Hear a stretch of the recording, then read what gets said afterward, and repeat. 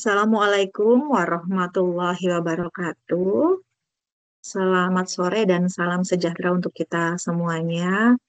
Berjumpa kembali dengan saya Wika Purbasari, tutor online Anda pada kelas algoritma dan pemrograman.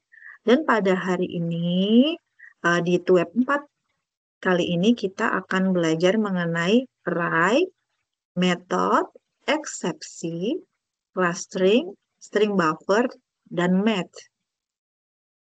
Untuk materi Tueb 4 pada hari ini, saya mengambil materi pada PowerPoint yang ada di web e-learning Universitas Terbuka. Dan kita mulai dulu di array. Apa itu array? Jadi teman-teman di sini harus paham dulu ya. Array itu merupakan objek yang digunakan untuk menyimpan sejumlah data. Elemen-elemen pada array ditandai dengan indeks. Jadi, array itu tempat penyimpanan. Nah, di dalam array itu banyak sejumlah data. Jadi, datanya nggak hanya satu, dua, atau tiga. Jadi, banyak ya sejumlah data. Dan ditandai dengan indeks. Nah, di sini poin penting array pada pemrograman Java. Jadi yang pertama pada Java, semua array dialokasikan secara dinamis. Nah, maksudnya adalah ukuran array itu ditentukan saat program berjalan dan bukan pada saat program ditulis. Kemudian pada Java, array merupakan objek, dengan demikian dapat mengetahui jumlah anggotanya. Ya. Kemudian yang ketiga, di sini variabel array dideklarasikan seperti variabel-variabel yang kita gunakan, ya, yang lain yang sering kita gunakan. Dan di sini dengan menyebutkan nama array setelah tipe data, ya. Kemudian indeks pada array dimulai dari angka 0. Yang selanjutnya, yang kelima, pada Java, array dapat dibuat statik, ya, variabel lokal atau menjadi parameter pada sebuah metode. Nah, berikut silakan nanti dilihat nih ya untuk penulisan array. Nah, di sini ya ada tipe data. Ya, kemudian tipe datanya adalah integer, di mana variabel array-nya itu adalah ini array lokal, dan di dalam array ini terdapat data sejumlah 3 data. Ya, ada data 1, 2, dan 3. Nah, di sini biar teman-teman lebih paham lagi, di sini digambar ya, divisualisasikan ada 1, 2, 3, 4, 5. Ada 5 data ya. Jadi panjang array-nya itu ada 5 ya. Nah, indeksnya itu dimulai dari angka 0. Nah, angka 0 ini merupakan indeks pertama ya.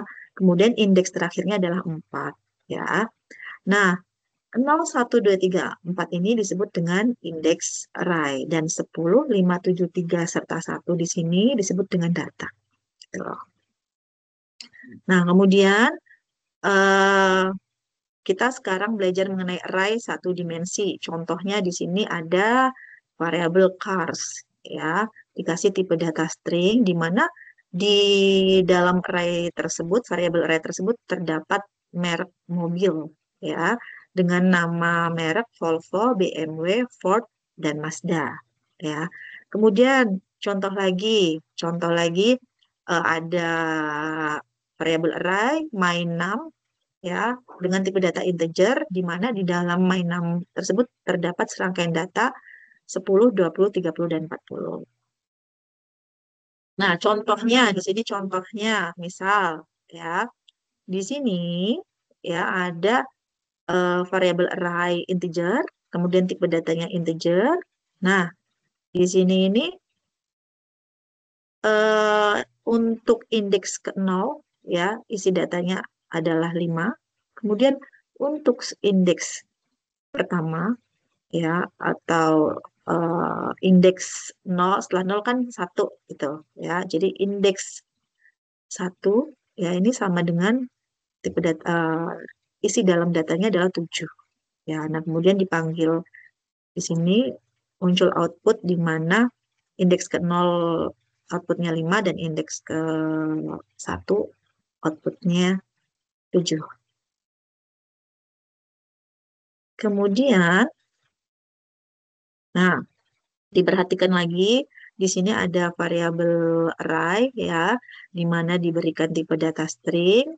Nah, di dalamnya adalah benda seperti mobil, motor, dan becak ya untuk deklarasi array-nya. Nah, outputnya, output untuk indeks ke 0 ya adalah mobil, yang pertama motor, dan yang kedua adalah becak ya. Kemudian lagi di sini kalau tadi array satu dimensi, sekarang array multidimensi. Nah, apa itu array multidimensi? Ya, jadi array multidimensi merupakan array yang memiliki lebih dari satu dimensi. Nah, deklarasinya hampir sama. Yang membedakan adalah dimensinya. Misal dua dimensi, maka jadinya array-nya ya dua dimensi. Nah, ini contohnya. Ya, contohnya ini dilihat di dalam tabel. Nah, di sini ada indeks ya. Indeksnya ini ada 0, 1, 2 ya. Untuk baris ya. Baris pertama, kedua, dan ketiga. Kemudian kita lihat lagi ke kanan untuk kolomnya itu ada indeks 0, 1, dan 2. Gitu. Di mana untuk ini ya, untuk baris ini yang indeks 0 dan kolom 0 ini adalah 2 ya. Kemudian 1 dan 0, indeks 1 dan 0 ada 3, adalah 3 datanya. Kemudian indeks 2 dan 0 itu isi datanya adalah 1. Nah, yang selanjutnya juga seperti itu. Ya, jadi bisa di dalam bentuk dua dimensi. Kemudian, nah, ini ada contoh penerapannya. Ya, di sini ada deklarasinya, deklarasi array, array dua dimensi nih ya, array 2D. Nah, kemudian tipe datanya adalah integer. Nah, di sini sudah ada angka-angka yang sudah tersusun ya, sejumlah data ada 2, 10, 800, 3, 60, 900, 1, 70, 449. Nah, bagaimana untuk trik menampilkan datanya? Ini teman-teman bisa lihat di sini ya. Triknya di sini menggunakan perulangan for ya. Nah, di sini di mana untuk ininya adalah tipe datanya adalah integer di mana i-nya itu dimulai dari 0 ya, dan ditampilkan sampai dengan kurang dari 3 ya. Kemudian begitu ya, melakukan perulangan ya. Kemudian di sini ada for lagi, integer j sama dengan 0 di mana j-nya itu kurang dari 3, kemudian melakukan perulangan lagi. Nah, kemudian akan tampil output seperti ini ya, bisa menampilkan output sesuai dengan yang disimpan ya di dalam array. Tuh ya, sama persis seperti ini. Kemudian yang kedua, sekarang kita belajar mengenai metode. Apa itu metode? Metode pada Java merupakan sekumpulan instruksi yang dikelompokkan bersama untuk melakukan tugas tertentu. Ya. Nah, untuk membuat metode di dalam suatu kelas, di sini ada ini ya, static void my method, di mana my method merupakan nama metode, kemudian static adalah modifier, yang artinya bahwa metode yang dibangun adalah milik dari si my class, ya. Kemudian void. Nah, void artinya metode tidak akan mengembalikan nilai. Jadi jika ingin sebuah metode mengembalikan nilai, maka hilangkan keyword void. Tuh, ya. Jadi fungsi void adalah seperti itu. Nah, contohnya ya, contohnya di sini ada eh, static void my method di mana di sini akan menampilkan hasil dari metode gitu ya. Nah, kemudian di sini ada public static void main string. Nah, ini kan tidak dikembalikan nilainya. Jadi tetap tetap ini ya, yang muncul adalah outputnya hasil dari metode seperti itu. Nah, kalau tadi contoh dari penerapan metode, nah sekarang bagaimana cara memanggil metode ya dalam suatu kelas ya. Jadi untuk memanggil metode cukup menuliskan nama metodenya dan diikuti oleh tanda kurung buka sama kurung tutup ya. Contoh penulisannya ini ya.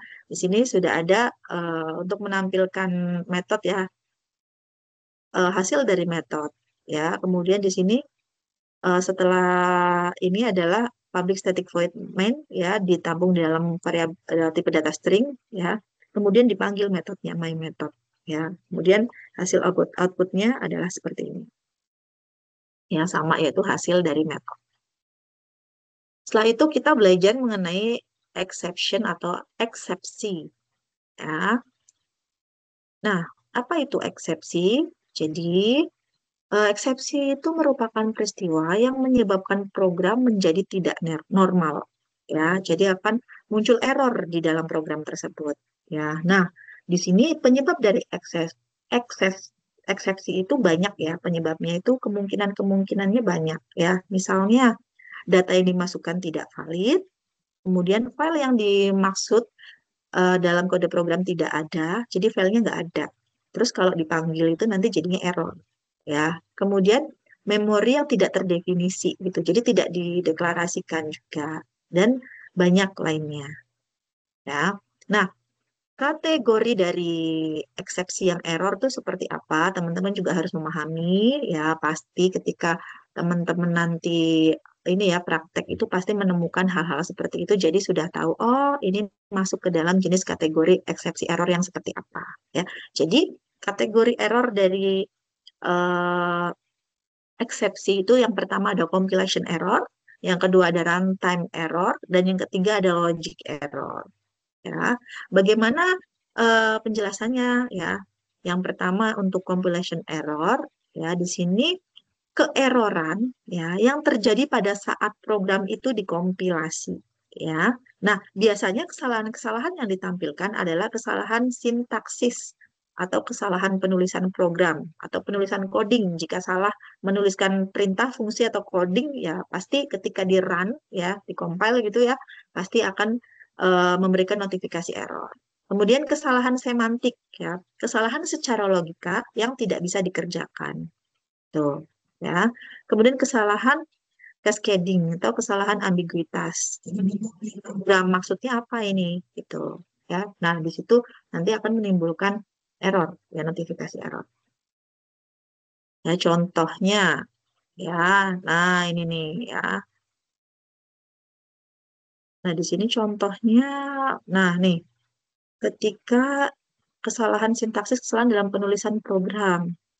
Nih, public static void ya sistem outprinted belajar Java. Kesalahannya kurang apa di sini? Kurang titik koma ya. Nih kurang titik koma di sini sudah ada notifikasinya ya.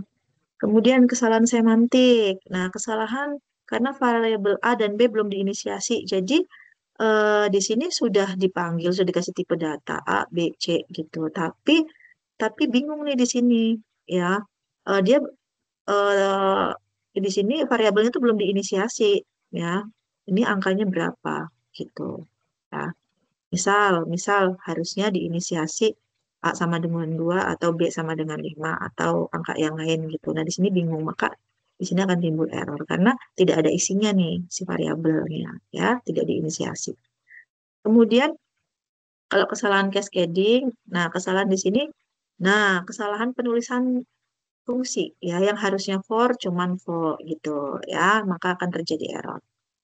Ya.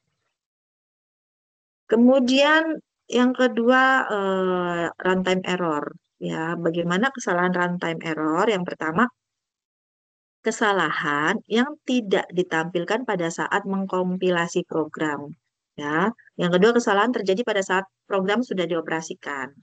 Ya, itu ya kalau runtime error.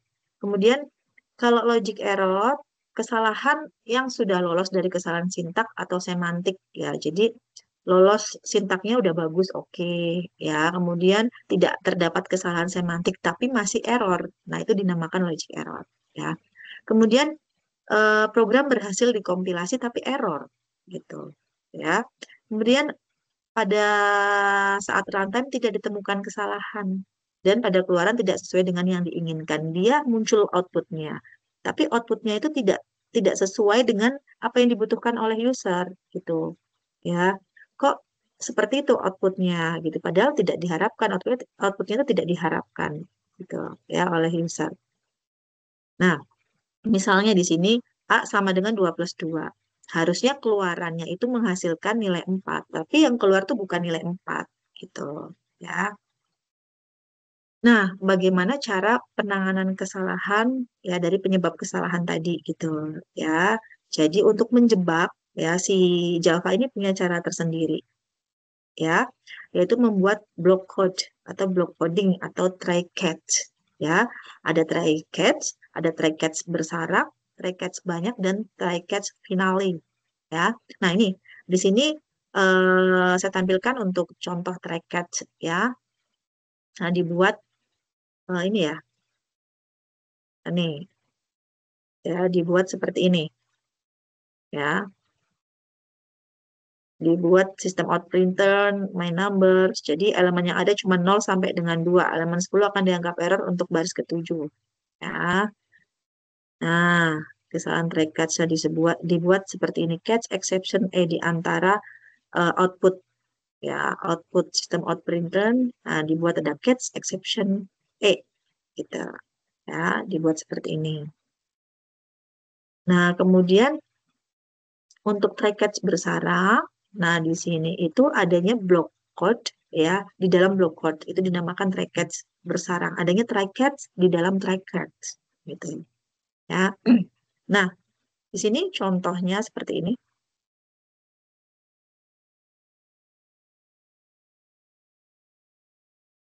ya. Contohnya seperti ini, nih, ya. Ada di sini ditulis try, kemudian di sini ada catch, ya, di setelah kurung kurawal buka dan kurung kurawal tutup, kemudian ada catch, kemudian tipe exception-nya, kemudian setelah itu ada catch lagi, gitu ya. Kemudian ditutup, kemudian ada catch lagi, jadi ada 3 blok di sini, ya.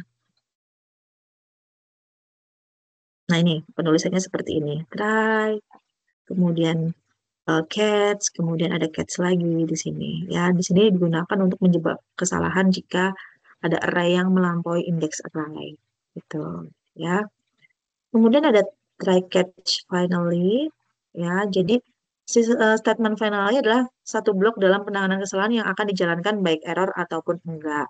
Gitu, ya. Di sini ada try, kemudian catch, terus akhirnya itu finalnya seperti apa. Jadi format penulisannya seperti ini. Ya, jadi untuk mengetahui penyebab kesalahannya itu apa gitu. Ya, dan teman-teman bisa bisa melakukan beberapa metode yang sudah dicontohkan, ya, untuk bisa menjebak kesalahan-kesalahan. Nah, kemudian kita ke clustering sekarang. Nah, di sini clustering merupakan kelas yang diturunkan dari Java Lang, ya, yang menangani deretan karakter.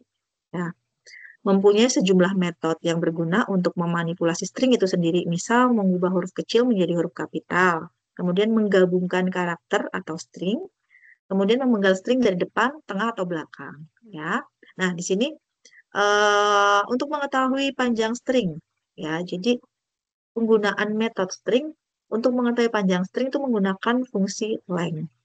Ya, di sini misal, ya, di sini ada tipe data string di mana variabelnya txt dan isi datanya adalah saya suka belajar Java.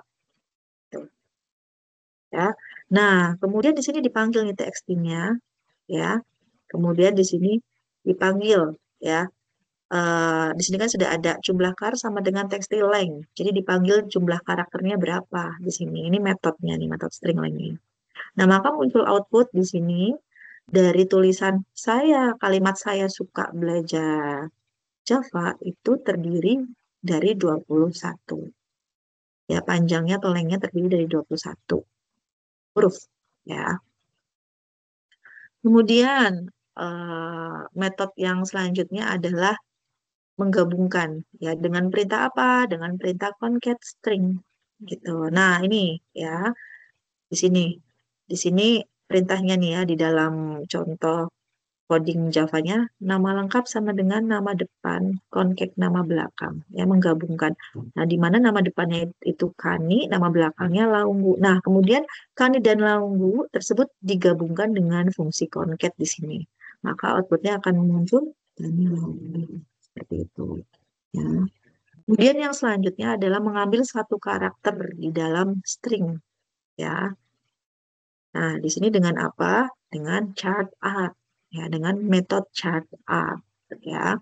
Di sini ada kalimat, ya, yang data dalam bentuk kalimat halo Java seru gitu. Nah, kemudian di sini ada Ini ya.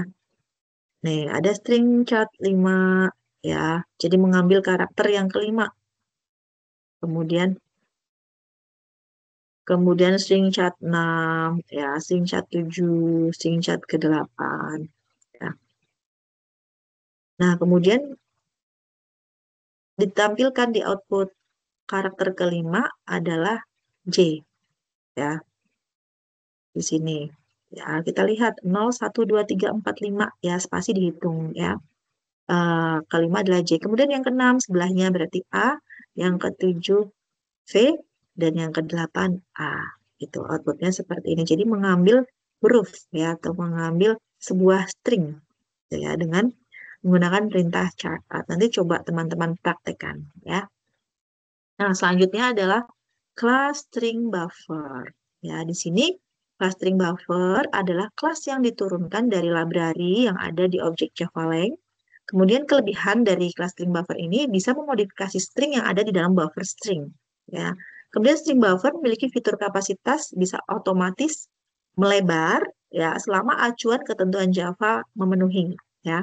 Kemudian string buffer tidak perlu mengalokasikan buffer array internal baru. Jika buffer internal meluas, maka secara otomatis dibuat lebih besar seperti itu ya. Nah, di sini contohnya misal metode-metode string buffer ya, ada metode append ya untuk menambahkan nilai pada string buffer. Nah, ini sintaknya seperti ini, public string buffer append kemudian string s-nya. Nah, coba kita lihat ya untuk penerapannya di coding seperti ini. Nah, di sini ada string buffer ya, air laut ya, untuk datanya air laut itu asin ya. Kemudian menggunakan fungsi append ya. Di sini menggunakan logika boolean true ya.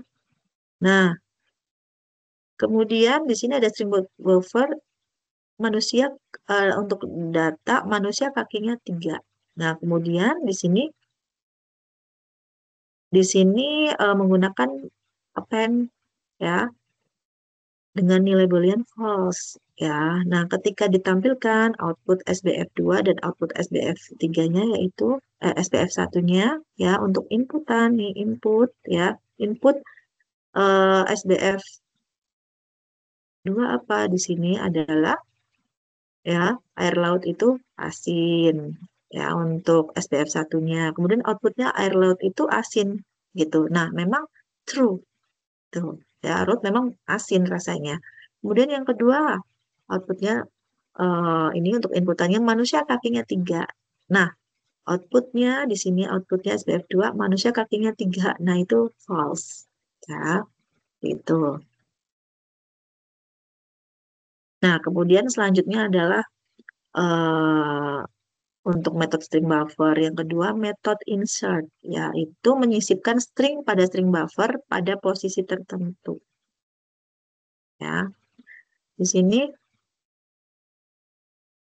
di sini untuk codingnya itu public string buffer insert, kemudian tipe datanya integer offset string s gitu. Ya, kemudian offset di sini dimaksudkan bahwa tipe datanya integer dan mulai memasukkan string ke string berapa ya, berapa integer. Kemudian S-nya itu merupakan string yang dimasukkan ke string buffer. Ya, contohnya di sini ya. Contoh untuk menginsertkan atau menyisipkan ya. Nah, di sini ada nih datanya belajar sangat menyenangkan. Kemudian data pada bab 2 Java gitu ya. Kemudian di sini nanti outputnya ya, kemudian di sini ada insert output insert ke 1. Nah, berarti di sini buff 1 insert. Nah, pada indeks ke-8 ya, kemudian berisi buff 2. Nah, buff 2 itu apa? Buff 2 itu Java. Jadi disisipkan pada indeks ke-8 yaitu kata Java ya. Kemudian ditampilkan ya. Kemudian di sini menampilkan lagi bab 1 ya. Nah, kemudian di sini diinsertkan lagi ya, di indeks ke-32 adalah sekali. Jadi, lihat outputnya ya. Outputnya di sini ada sebelum proses insert itu eh, Ya, ada bab satu yaitu belajar sangat menyenangkan ditampilkan. Kemudian insert ke satu, ini setelah disisipkan kata Java di indeks ke-8. Jadi menjadi belajar Java sangat menyenangkan. Nah, kemudian yang kedua lagi diinsertkan kata sekali ya di indeks ke-32 di sini ya. Berarti belajar Java sangat menyenangkan sekali. Gitu ya. Itu contoh dari menginsertkan ini ya, menginsertkan string. Kemudian, nah bagaimana kalau mereplace ya, mereplace string ya, jadi menimpa string dari hitungan sampai ke berapa gitu ya. Dengan sintak public string buffer replace, kemudian tipe datanya integer start ya, it and string s. Jadi start di sini dimaksud mulai dari string berapa yang mau ditimpa. Jadi string keberapa, mulai dari yang keberapa yang mau ditimpa. Nah, kemudian n sampai stringnya berakhir di string keberapa gitu yang mau ditimpa atau yang mau di-replace ya. Kemudian S-nya itu adalah string yang akan menimpa ya. Nah, contoh penerapannya di sini misal ya. Hmm. Di sini ada data di SBF ya. Saya suka belajar Java. Nah, ditampilkan sebelum replace nih, sebelum replace ya dipanggil SBF-nya saya suka belajar Java. Nah, kemudian di sini nah, ini ada fungsi replace ya, ada metode replace di sini. Yang di replace adalah indeks kelima dan indeks ke-9 ya, di mana itu ditimpa ya, menjadi suka itu menjadi senang ya. Nah, di sini baru dipanggil setelah replace saya senang belajar Java. Ya, berarti sukanya sudah ditimpa dengan kata senang seperti itu. Kemudian kalau tadi replace, replace kan mengganti. Nah, kalau ini delete, delete itu beda ya dengan replace. Kalau replace itu menimpa, mengganti. Nah, kalau delete itu menghapus. Ya, jadi menghapus satu atau lebih string dalam string buffer. Ya, sintaknya di sini ya string, public string buffer, delete, ya integer start, integer end. Jadi start itu indeks awal string yang mau dihapus, dan adalah indeks akhir yang akan dihapus. Ya, contoh penerapannya seperti ini. Nah, di sini ada data saya senang belajar Java. Kemudian di sini ditampilkan sebelum dihapus dipanggil SBF-nya ya, sebelum dihapus. Kemudian saya senang belajar Java. Nah, kemudian setelah dihapus ya, di sini ditampilkan SBF delete. Yang di delete yang mana? Yang delete adalah indeks ke-11 dan ke-13 ya. Nah, berarti ditampilkan nih ya setelah dihapus, yang dihapus adalah ini karena G-nya itu ada 3. Nah, yang dihapus G indeks ke-11 dan G indeks ke-13 ya. Jadi yang ada 3 G-nya berubah menjadi satu aja gitu. Nah, akhirnya kalimatnya menjadi saya senang belajar Java tanpa G yang 3 seperti di atas ya. Seperti itu. Selanjutnya adalah metode reverse, yaitu membalikan kata atau kalimat string. Ya, sintaknya public string buffer reverse, kemudian diikuti oleh kurung buka, kurung tutup. Ya, misalnya di sini contohnya saya senang belajar Java. Nah, akan dibalik itu menjadi Avach, nah Rajelep, ya. Nah ini ya, GNANES, ya AYAF, itu dibalik gitu. Ya, kayak dicermin gitu ya, dibalik gitu. Nah, bagaimana untuk penerapannya? Di sini ada data saya senang belajar Java. Nah, kemudian di sini ada out printlnya di sini sebelum kemudian SBF-nya dipanggil saya senang belajar Java, kemudian di sini dibalik ya, di reverse kemudian ditampilkan. Untuk sesudahnya berarti ini ya, Avach, ini RAJLB, GNANS, AYAS ya, outputnya seperti ini ya. Itu contoh dari penerapan reverse atau membalikan huruf atau string ya. Kemudian selanjutnya adalah metode substring ya, memotong string mulai dari indeks tertentu ya. Sintaknya public string buffer, substring, kemudian integer start ya. Misal di sini suka belajar Java. Nah, di substring 5 maka hasilnya adalah belajar Java. Nah, yang dipotong adalah suka. Kenapa? Kenapa yang dipotong suka? Karena ini yang dipotong itu adalah 5 indeks ya. Indeks ke 0 itu S, indeks ke 1 U, indeks ketiga kedua K, indeks ketiga 0, 1, 2, 3 ya. Indeks ketiga K, indeks keempat A, dan indeks yang kelima spasinya ya, dipotong ya. Akhirnya huruf terdepan adalah P ya. Kemudian kalimat yang masih ada adalah belajar Java. Seperti itu ya konsepnya. Nah, untuk penerapannya nih teman-teman bisa perhatikan di sini ya. Di sini tadi ya datanya saya suka belajar Java, kemudian ditampilkan sebelum substring ya dipanggil buff-nya ya masih sama ya, suka belajar Java. Kemudian di sini diterapkan ya untuk metode dari ini ya, metode substring di sini ya hasilnya sama dengan buff substring. Nah, no ini aja ya, 5 indeks aja yang dipotong ya, kemudian ditampilkan sebelum substring kemudian dipanggil hasil ya. Maka outputnya adalah sebelum substring sama dengan belajar Java. Nah, itu ya, itu konsepnya dan penerapannya seperti itu. Silahkan nanti dipraktekkan ya. Kemudian yang selanjutnya adalah kelas Math ya. Kelas Math ini merupakan turunan dari JavaLang atau JavaLang Math ya, yang berisi metode untuk melakukan operasi numerik dasar seperti trigonometri, logaritma, akar kuadrat, bahkan eksponensial sekalipun. Nah, ini ya, pada matematika ini namanya juga kelas Math ya.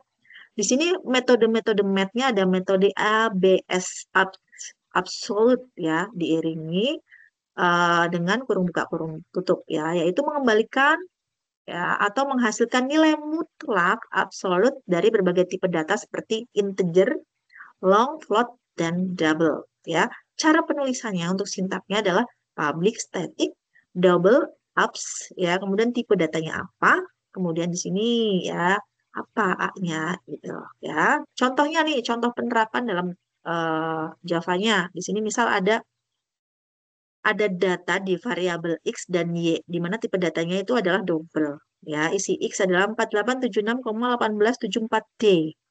Untuk Y, ini isi datanya min 0,0D. Ya. Nah, di sini ditampilkan nih, ABS-nya nih, ini outputnya. Lihat ya, lihat kanannya juga nih, apps-nya ya. Eh, ini dipanggil X-nya, X-nya kemudian ditaruh ya di sini 48 dikeluarkan di output 48761874 ya. Kemudian mat absolutnya ya. Absolutnya ya nilai mutlaknya itu 48761874 sama.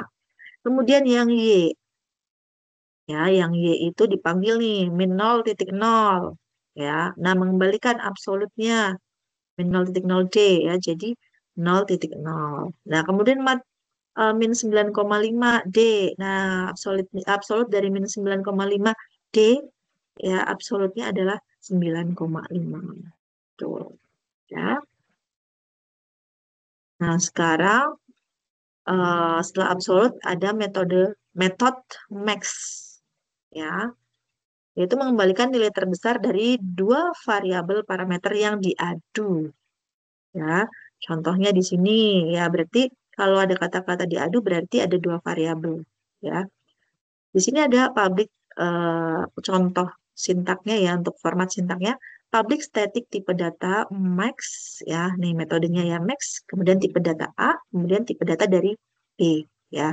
Nah, keterangannya di mana A itu merupakan nilai adu pertama dan B merupakan nilai adu kedua ya. Nah, di sini contoh penerapannya di dalam coding Java ya. Misal di sini ada tiga variabel X, Y, sama Z ya.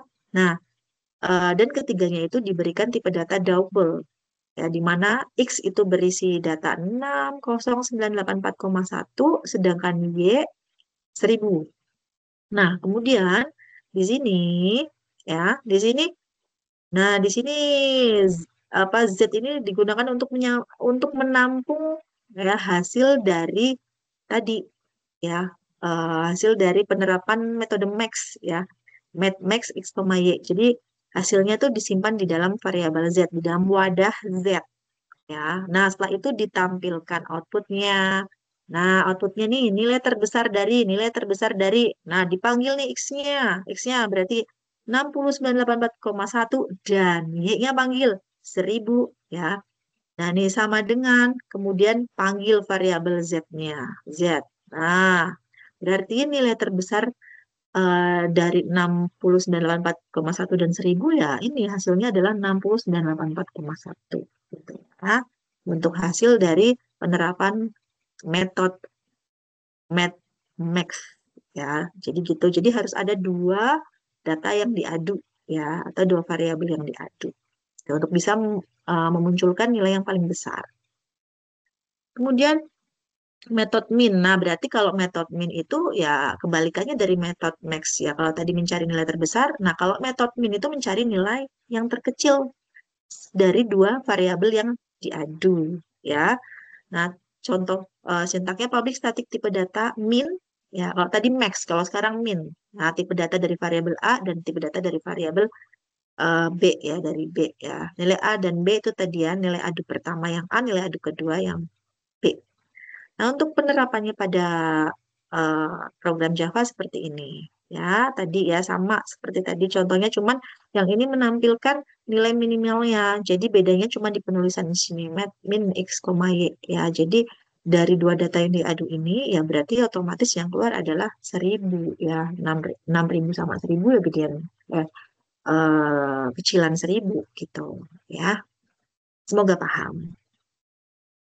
Kemudian selanjutnya adalah metode route, yaitu mengembalikan nilai integer, long, double ya, dan kemudian nilai pembulatan terdekat gitu dengan sintaknya public static integer long double, kemudian route double float A gitu ya. Keterangan A-nya itu merupakan nilai yang dibulatkan. Jadi pembulatan nilai di sini ya menggunakan math round. Nah, untuk contoh penerapannya misal nih di sini ya. Di sini ada dua variabel X dan Y di mana tipe datanya adalah float ya dan isi datanya itu untuk X 1654,9874F sedangkan Y min 9765,134F. Nah, kemudian nah ini ya output pembulatannya di sini diterapkan math round X dan Y. Nah, berarti hasilnya math round 16549874 dibulatkan menjadi nah 1655. Kemudian yang metron si Y ya min 9765134 dibulatkan menjadi min 9765. Jadi komanya nggak dipakai ya. Jadi pembulatan menggunakan math round ya. Kemudian yang selanjutnya adalah metode SQRT atau SQRT ya, yaitu mengembalikan nilai akar kuadrat. Nah, ini sering kita jumpai juga nih di matematika ya dengan sintaknya public static double SQRT ya squared ya, double A, tipe data double A. Keterangannya A-nya itu nilai. Nah, bagaimana penerapannya? Di sini misal ada variabel X dan Y di mana nilai X-nya itu, X dan Y tipe datanya double dan nilai X adalah 9 serta Y 25. Nah, berarti akar kuadrat ya, yang dicarikan akar kuadrat. Nah, di sini ditampilkan nih outputnya. Mat SQRT ya, dari apa? Dari 9. Ya, kemudian di sini dituliskan mat SQRT X. Jadi, akar kuadrat dari 9 adalah 3. Benar ya. Kemudian yang selanjutnya Y ya, Y itu 25. Jadi mat SQRT-nya berapa? Berarti 25 akar kuadrat dari 25 adalah 5. Itu akan muncul output seperti ini. Ya. Nah, kalau tadi SQRT sekarang CBRT. Ya. Kalau tadi akar kuadrat sekarang akar pangkat 3. Ya, akar pangkat 3 ya. Untuk penulisannya seperti ini sintaknya public static double CBRT, kemudian double A. Nah, A-nya ini nilainya ya. Nah, untuk penerapannya seperti ini. Eh, ada dua variabel X, Y, tipe datanya double. X-nya itu berisi 125 dan Y-nya 10 ya. Nah, ini ya outputnya ya. Di sini akar pangkat 3 ya. Nah ini sudah ada penerapan mat CBRT-nya dari X ya adalah 5. Ya 5 kali 5, 25. 25 kali 5, 125. Benar. Kemudian Y-nya ya 10 tuh akar pangkat 3-nya adalah 2,154. 434 sekian. Nah, kemudian ini ya, di sini dicoba untuk ditampilkan berapa sih akar pangkat 3 dari min 27. Nah, di sini ditampilkan mat CBRT min 27 sama dengan min 3. Min 3, ya kali min 3, min 9 kali min 3, gitu ya. Jadi hasilnya adalah min 27. Oke, itu untuk metode match CBRT ya. Selanjutnya adalah metode log, ya logaritmik atau logaritma. Jadi mengembalikan nilai logaritmik basis A ya. Untuk sintaknya public static double log, kemudian tipe datanya double, kemudian A-nya nilainya. Nah, bagaimana penerapannya? Penerapannya seperti ini. Di sini saya contohkan, dicontohkan ya, dicontohkan di sini variabelnya X, tipe datanya double, nilainya adalah 60984,1. Nah, untuk penerapan matlabnya, nah berarti log dari 60984,1 adalah 11,0183. Gitu, ya. Selanjutnya nih ya, trigonometri ya. Untuk menentukan nilai sin. Ya, teman-teman pasti ingat nih dulu ada sin, kostan, nah itu ya, trigonometri. Nah, kalau untuk menentukan nilai sin, berapa sih nilai sinnya? Menggunakan metode sin. Ya, mengembalikan nilai sin dengan sintak public static double sin, ya, kemudian tipe datanya double, hanya nilai. Nah, bagaimana penerapannya di sini? Teman-teman bisa lihat nih yang sin ya. Di sini ada dua variabel X dan Y, di mana tipe datanya adalah double. Variabel X berisi 45, variabel Y berisi min 180. Nah, di sini dipanggil nih, ya, outputnya matsin X, kemudian matsin Y.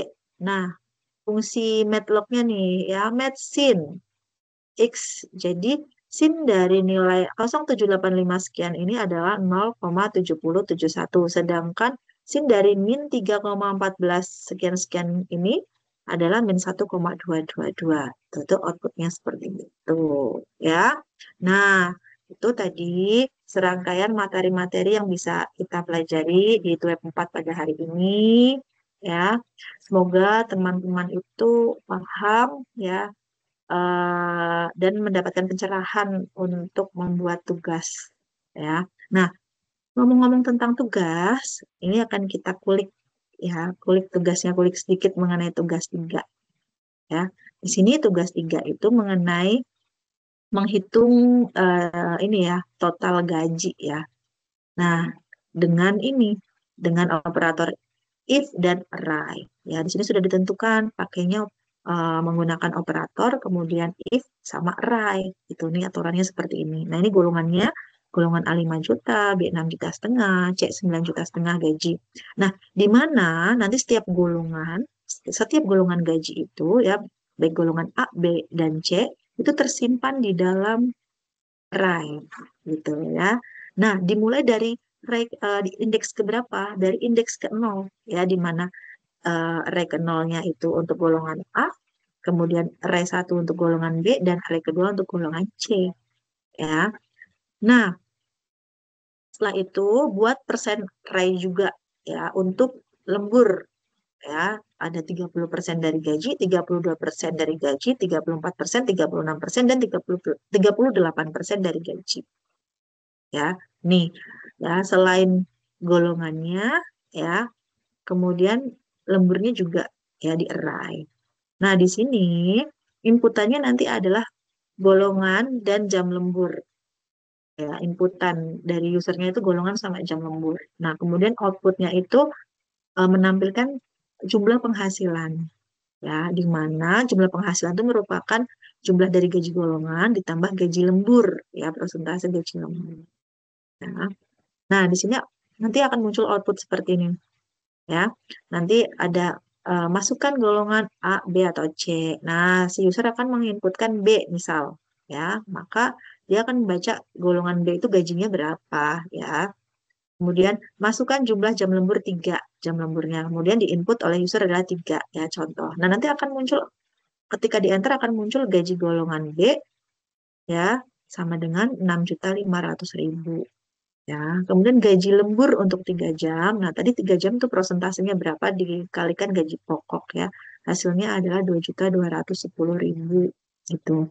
Nah, berarti jumlah penghasilan yang diterima adalah akumulasi dari 6,5 juta ditambah ini jam lembur 2,210,000, hasilnya adalah 8,710,000. Itu outputnya ya ketika nanti teman-teman membuat coding. Nah, untuk codingnya seperti apa? Ya, di sini akan saya spill sedikit ya. Nah, ini di sini teman-teman membuat array gaji sesuai dengan golongan, ya di mana diberikan tipe data integer.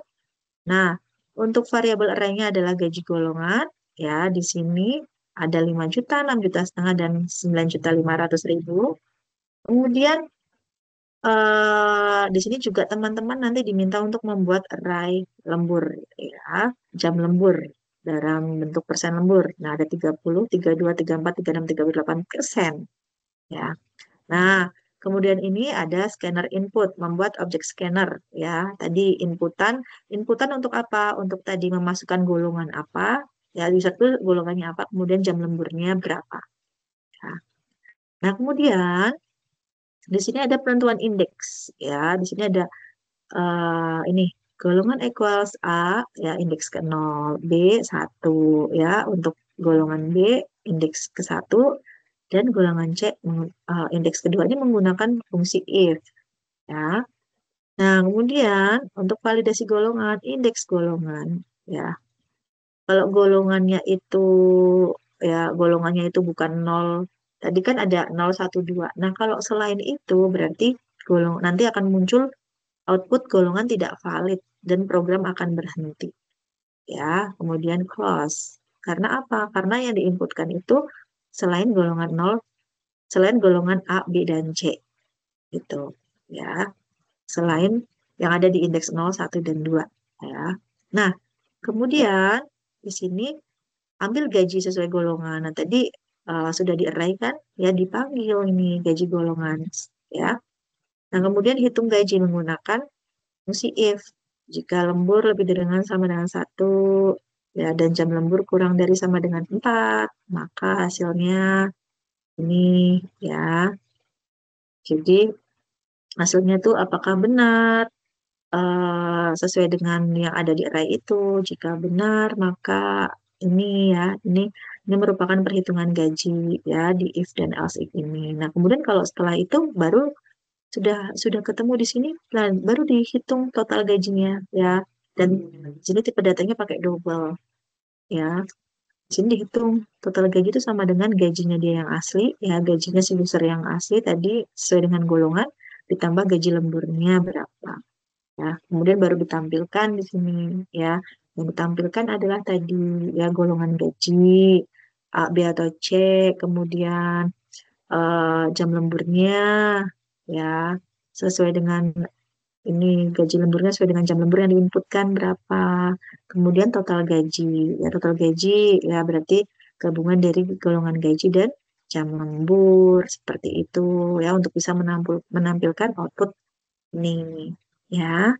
Nah, itu jawaban dari tugas 3, pembahasan dari tugas 3 gitu ya. Semoga teman-teman bisa mengerjakannya dengan baik ya. Dan ingat pesan saya ya, untuk mata kuliah berpraktik, teman-teman menjawab tidak hanya dengan PDF ya atau Word ya, tapi dengan video itu di mana videonya itu memperlihatkan wajah Anda ya, serta dijelaskan maksud dari yang Anda tulis itu, yang Anda ketik ya, coding yang Anda buat itu dijelaskan menggunakan kata-kata bahasa Anda seperti itu ya. Baik, sebentar saya mau ini dulu ya, mau kita print screen dulu.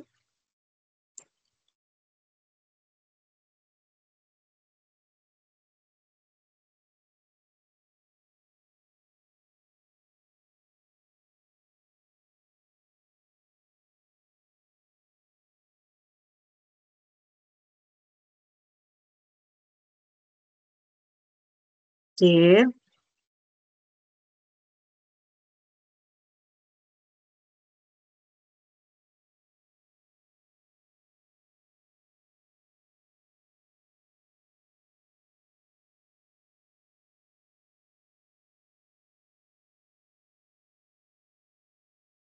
Oke, saya rasa ya untuk materi di hari ini ya di web 4 cukup sekian ya. Semoga nanti teman-teman walaupun teman-teman tidak hadir pada web 4 kali ini, teman-teman bisa melihat video saya nanti akan saya share ya di web e-learning Universitas Terbuka dan teman-teman bisa mendengarkan kembali, ya bisa menyimak apa yang tadi sudah saya jelaskan dan bisa berdiskusi dengan saya gitu ya di forum diskusi gitu. Dan semoga materi yang saya sampaikan pada hari ini bisa kalian itu ya nanti kalian simak dengan baik gitu ya dan bisa uh, ini menjadi pencerahan untuk mengerjakan tugas gitu. Oke, dari saya itu salam sehat selalu, tetap semangat, dan selamat belajar. Terima kasih. Saya akhiri. Assalamualaikum warahmatullahi wabarakatuh.